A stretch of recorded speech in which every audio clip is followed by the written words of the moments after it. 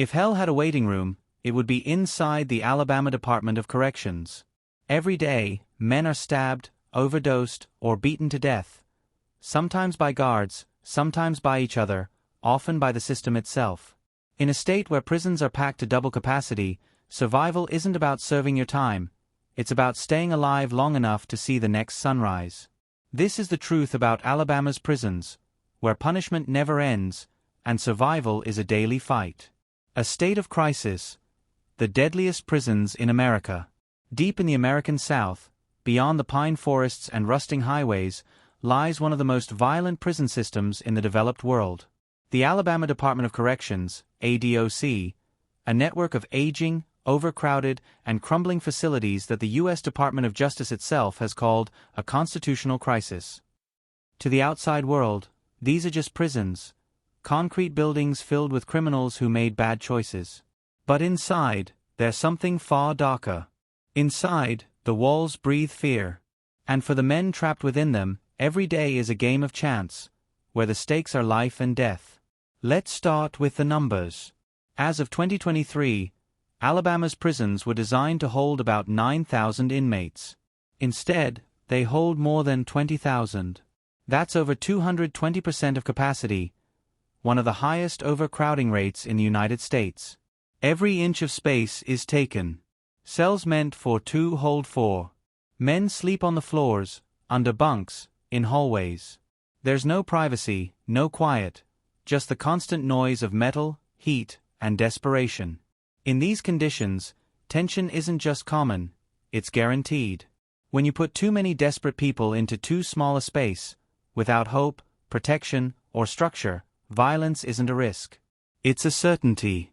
And that's exactly what Alabama's prisons have become, engines of violence.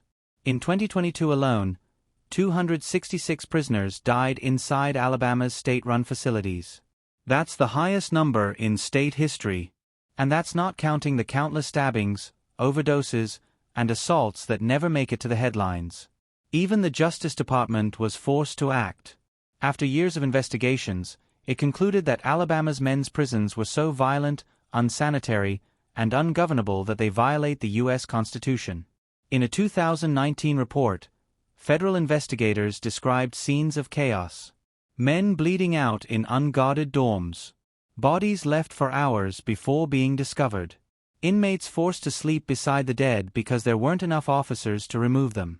The report's words are chilling. Alabama fails to protect prisoners from prisoner-on-prisoner violence and sexual abuse. And it wasn't just the prisoners at risk. Guards, the few who remain, live in fear of the same violence they're supposed to control. Overworked, underpaid, and outnumbered by the hundreds, many simply walk away. Some quit. Others turn corrupt, smuggling in contraband for money or survival. The state knows this. The government knows this. The nation knows this. And yet, year after year, the crisis continues. Because the truth is, Alabama's prisons didn't just fall apart. They were designed to fail. The roots of this crisis reach back over a century, into a past soaked in slavery, segregation, and profit. A system built not for justice, but for control. And for the men trapped in it, the echoes of that history are still felt every single day.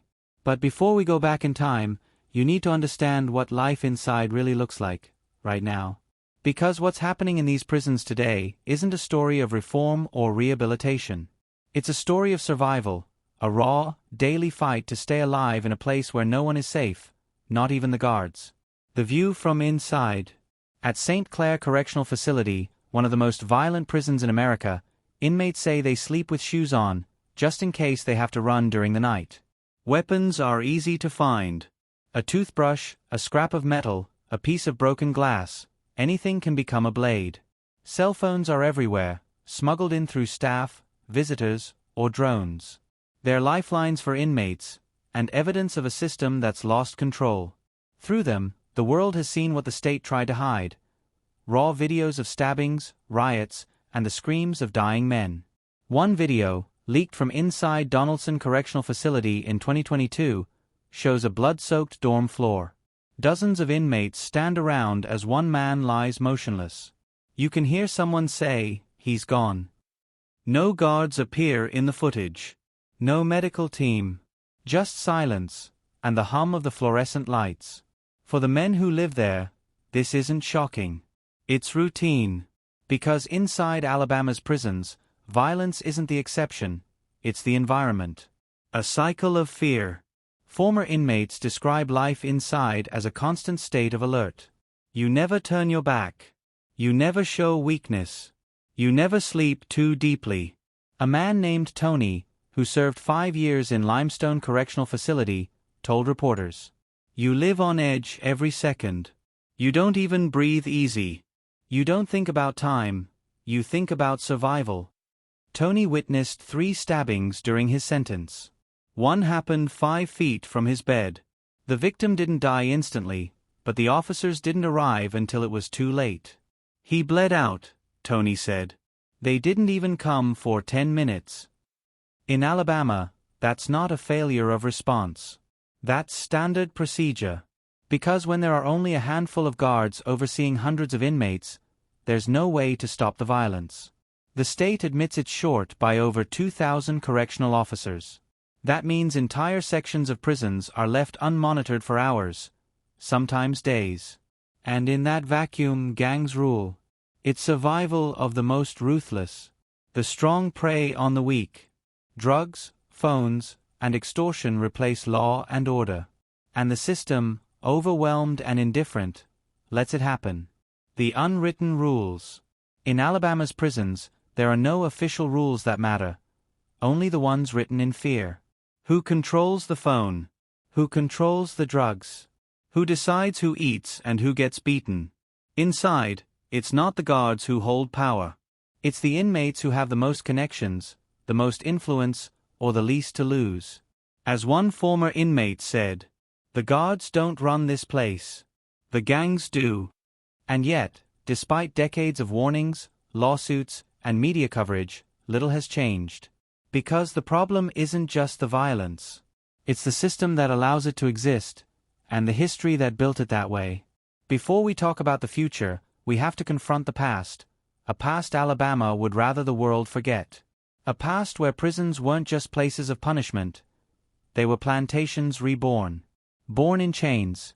How Alabama's prisons grew from slavery and profit. To understand why Alabama's prisons are so violent, so overcrowded, and so broken today, you have to go back to a single sentence in the U.S. Constitution, the one that never really freed anyone. Neither slavery nor involuntary servitude, except as punishment for a crime, shall exist within the United States. That phrase, except as punishment for a crime, was the loophole that kept slavery alive. And no state exploited it harder, longer, or deadlier than Alabama. From slavery to shackles. When the Civil War ended in 1865, Alabama's economy collapsed. The cotton fields and plantations that once fueled its wealth were empty. The enslaved black labor force that had built the state's fortune was free, at least on paper. But freedom didn't last long. Within a year, Alabama passed a set of laws called the Black Codes, designed to turn that freedom into a crime. These laws made it illegal for newly freed black men to exist outside white control.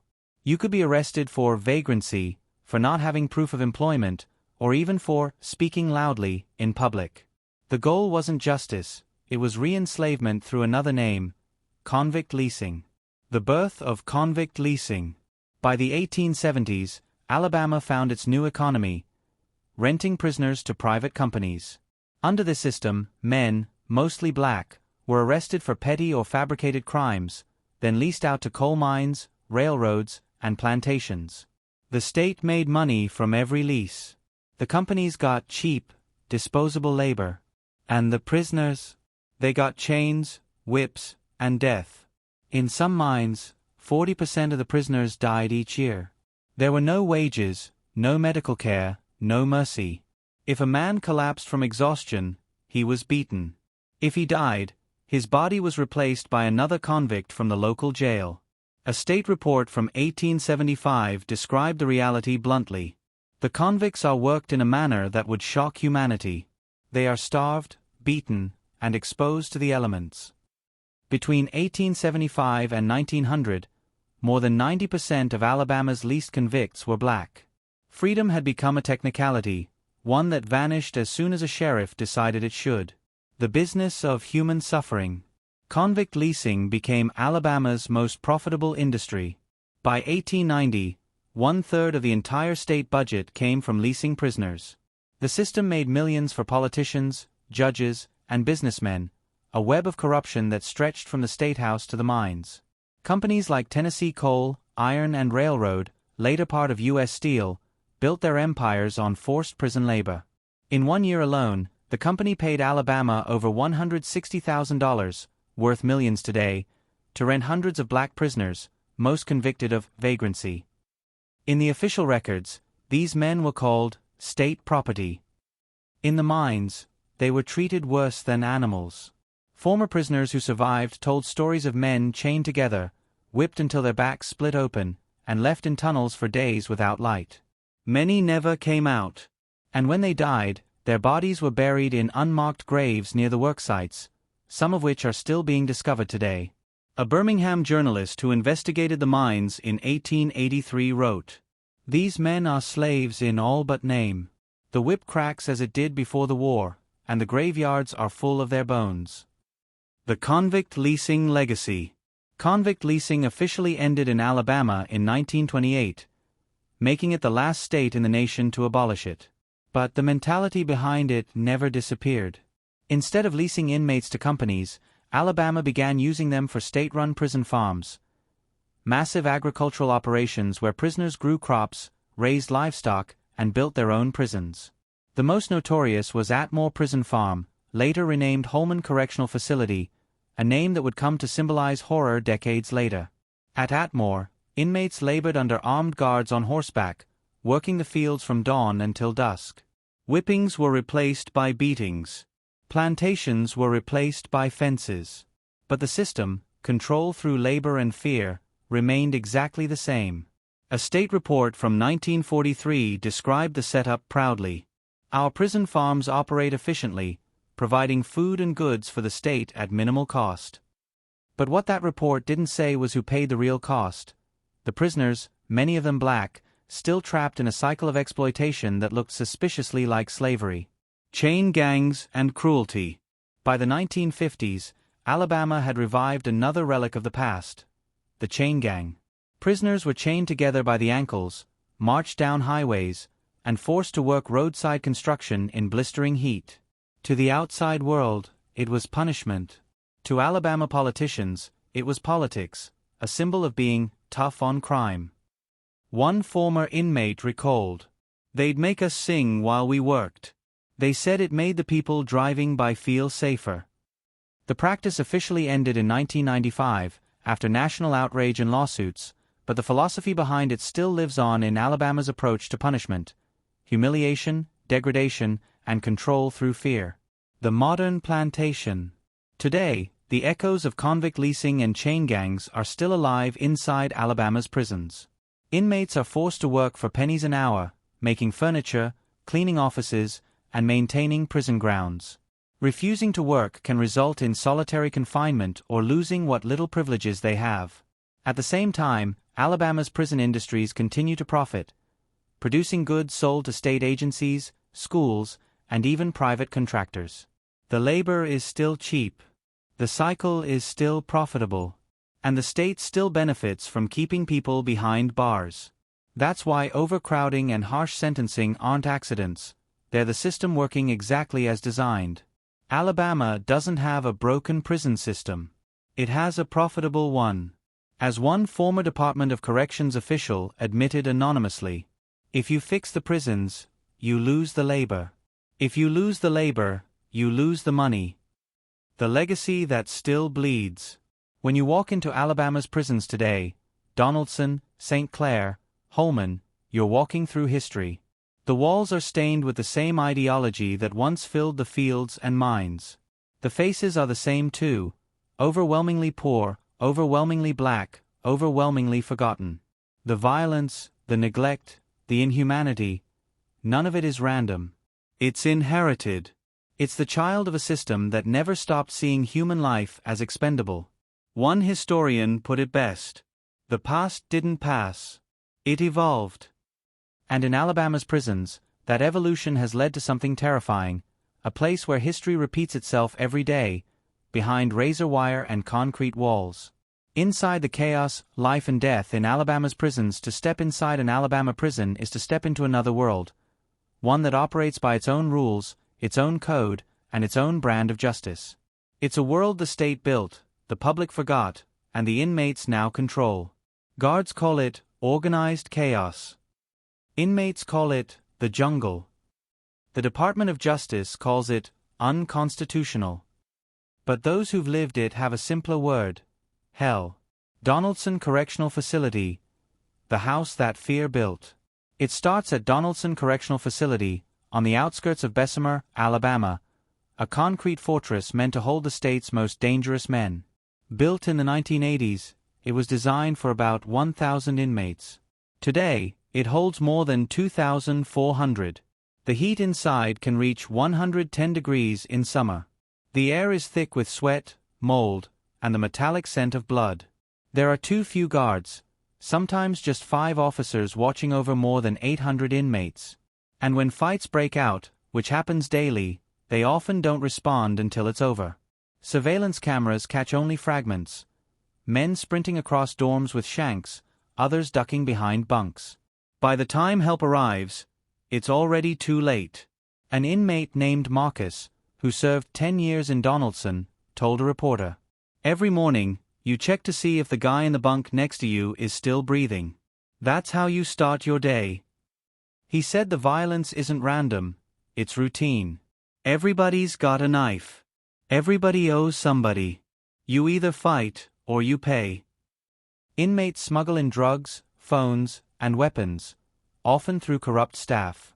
Phones become lifelines to the outside world, but also targets. Drugs become survival tools, numbing the pain. And violence becomes the language everyone understands.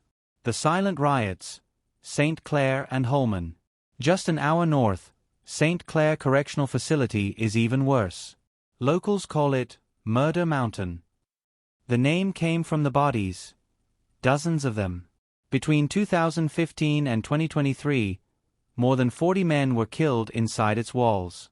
Some during riots, some during robberies, some over nothing at all. One viral video showed 2 inmates stabbing another as others stood and watched.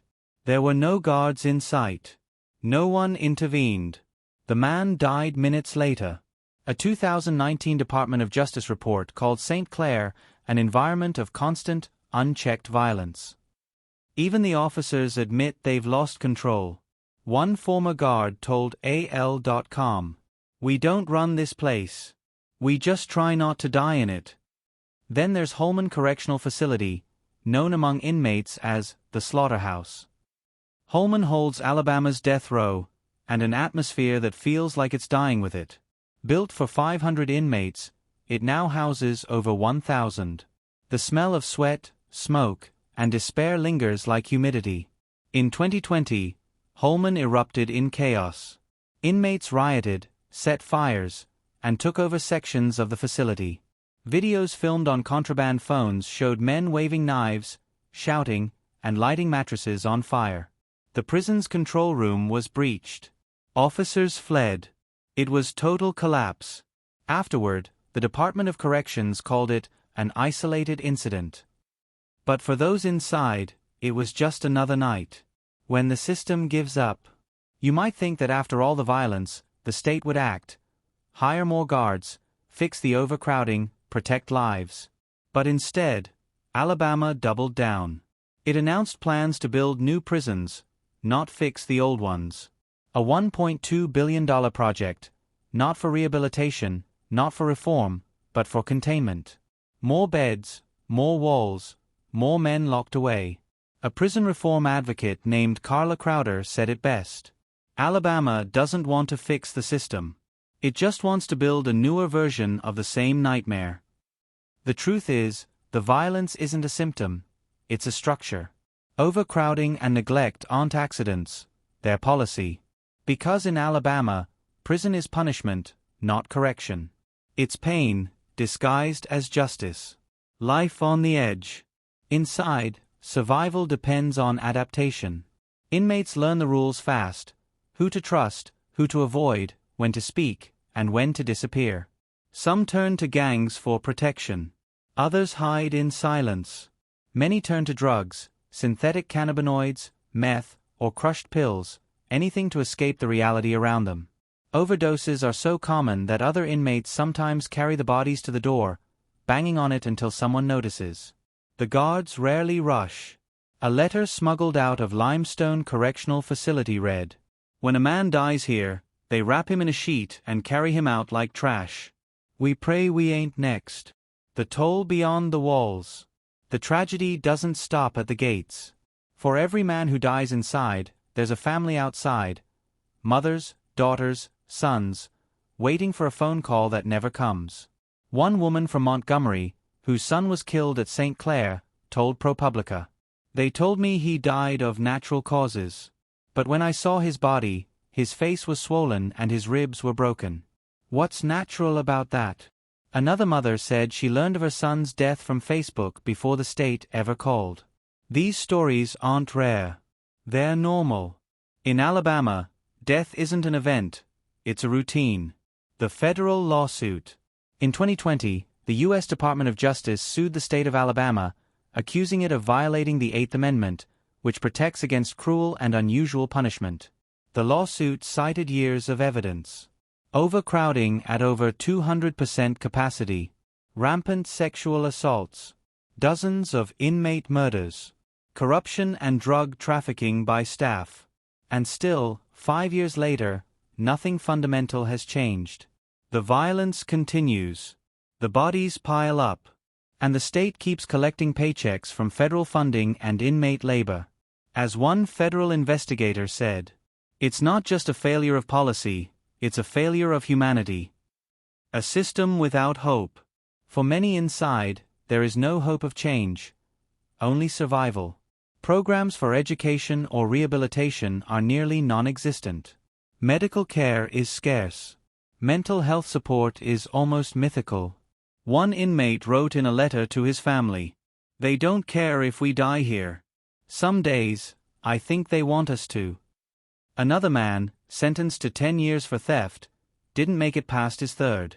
He was stabbed over a pack of cigarettes. His death didn't make the news. That's the truth about Alabama's prisons, where human lives are reduced to numbers, and every sunrise feels borrowed. The truth they don't want you to see. The camera pulls back. Drone footage over a sea of razor wire, endless fences cutting through Alabama's red clay fields. A narrator's voice fades in, low and heavy. They say prisons are where justice is served. But in Alabama, justice is buried, under silence, fear, and forgotten names. The system isn't broken. It's working exactly as designed. Cut to black. Faint echoes of metal doors slamming. Then, silence. A final message appears on screen. The fight for survival inside Alabama's prisons continues. And so does the fight for change. Title card: The Truth About Alabama Prisons, where survival is a daily fight. Runtime: 21:24. Fade to black. End.